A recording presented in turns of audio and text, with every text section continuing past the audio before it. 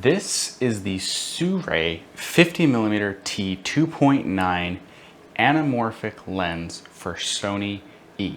Now, I've been really excited about getting my hands on this lens for quite a while, and my main purpose for it is to use it as a documentary style lens. I think that the anamorphic look, I think, is a great fit for documentary type work and anything that's meant to be more storytelling driven. I actually purchased this just about a week ago, and it was just delivered last night at 10 p.m., which is really weird. I've never had UPS deliver that late, but it is here and I'm really excited to test it out. Some specs about the lens itself and some first impressions before I actually put it on my camera and go test it out.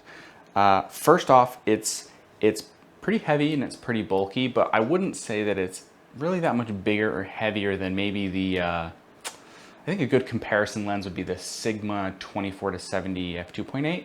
That's a good comparison. I actually did end up selling that lens in favor of the Tamron 28-75 for its lightweightness, if that's even a thing. Initial impressions, let me put it under my top camera here. Initial impressions are very good.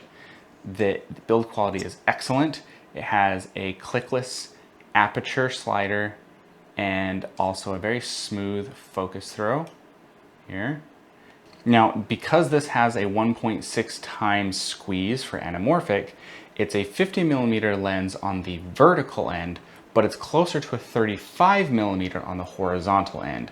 Something I am going to be testing with this lens is the focusing distance. That is one thing that some people have complained about, that it doesn't focus very close to the front element. I think it's around 2 feet that it can focus on. And so I do have a cheap set of diopters that I will be testing out to be able to see if I can mitigate that. So without further ado, let's go ahead and jump into that test footage.